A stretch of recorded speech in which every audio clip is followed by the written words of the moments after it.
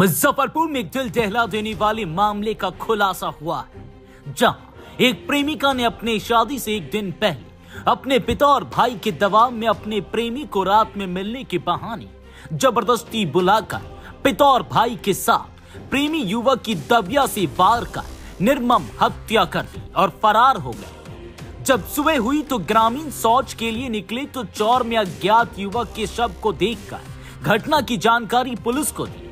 घटना पर पहुंची पुलिस ने छानबीन की तो युवक की पहचान हुई और घटना स्थल से एक काले रंग का दुपट्टा बरामद किया गया और उसके आधार पर छानबीन की तो मामला दिल दहला देने वाला निकला।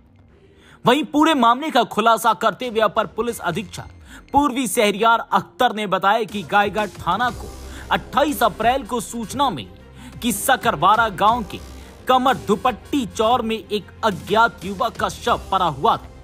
सूचना पर थाना अध्यक्ष दल बल के साथ घटना स्थल पर पहुंचे तो देखे कि एक युवक का शव पड़ा हुआ है, जिसकी पहचान स्थानीय लोगों द्वारा कराई गई, परंतु शव की पहचान नहीं हो सकी, जिसका पोस्टमार्टम कराने एसकेएमसीएच भेजा गया, जहां सोशल मीडिया एवं फोटो के आधार पर उक्त अज्ञात शव का पहचान गायघाट के भरतनगर गांव के 23 वर्षीय निरंजन कुमार के रूप में हुई।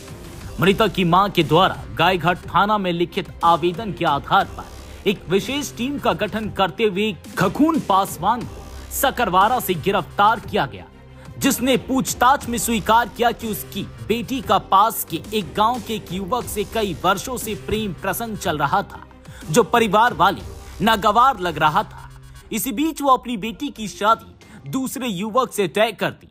28 अप्रैल को उसकी बेटी की शादी होने वाली थी। इस बीच बेटी के प्रेम प्रसंग की बातें किसी को पता नहीं चली। एक षड्यंत्र के तहत बेटे के साथ मिलकर लड़की पर दबाव बनाते हुए मिलने के बहाने प्रेमी युवक को रात में चौर में बुलाया और तीनों ने मिलकर दबिया से वार कर प्रेमी युवक की हत्या कर दी। शव को वहीं छोड़कर और सबूत मिटाने के उद्देश्य से हत्या में प्रयुक्त दबिया को घटनास्थल से दूर एक नदी में फेंक दिया। लेकिन घटनास्थल पर प्रेमिका का दुपट्टा मिलने से सारा मामले का खुलासा कर दिया गया। पूरे मामले में 2 प्रेमिका के पिता और भाई की गिरफ्तारी हुई है और प्रेमिका फरार, जिसकी गिरफ्तारी के लिए छापेमारी चल रही। रविवार दिनांक 28/4/2024 को गायघाट थाना अंतर्गत सकरवाड़ा कमरथुपट्टी चौर है, वहाँ पे थानाध्यक्ष को सूचना मिली कि करीब 10:10 पे कि एक अज्ञात लाश जो है गर्दन में धारदार हथियार से कटा हुआ एक लाश पड़ा हुआ है। इस सूचना के आलोक में थानाध्यक्ष वहाँ पे घटनास्थल पे पहुँचे और घटनास्थल की घेराबंदी करते हुए आसपास पता करने की कोशिश की गई तो कुछ भी नहीं पता चला। लेकिन तब तक सोशल मीडिया पे फोटोग्राफ्स वगैरह सर्कुलेट होने लगा तो पता चला कि एक निरंजन कुमार है, उसी की ये लाश है। तो निरंजन कुमार की लाश वहाँ पे मिली। इस संबंध में और आगे जानकारी पता किया गया तो पता चला कि उसका किसी लड़की से प्रेम प्रसंग था और पता करते करते जो है इसमें उस लड़की से पूछताछ के लिए कोशिश की कि उस दिन उसकी शादी भी थी शाम में, तो उसके पिता को उठा के लाया गया जिसका नाम था खखनू पासवान। तो खखनू पासवान ने बहुत विशेष तो नहीं बताया, लेकिन बाद में उसने इस कांड में अपनी संलिप्तता स्वीकार की, जिसे 28 तारीख को ही गिरफ्तार करके 29 तारीख को जेल भेज दिया गया। फिर तब तक सीडीआर वगैरह नहीं आया था हम लोग के पास। जब सीडीआर वगैरह मृतक का सीडीआर आया तो पता चला कि दिलीप पासवान जो लड़की का भाई है उसके मोबाइल से लगातार इसके फ़ोन पे रात में 28 तारीख की रात में इनकमिंग कॉल है, लगातार इनकमिंग कॉल है। तब जो है दिलीप पासवान को भी उसको तकनीकी साक्ष्य के आधार पे गिरफ़्तार किया गया। गिरफ़्तार करने के बाद जब उससे पूछताछ किया गया तो उसने घटना के बारे में अपनी संलिप्तता स्वीकार की और उसके पिता खखनू पासवान की भी संलिप्तता स्वीकार की और अपने बहन के बारे में भी उसने बताया।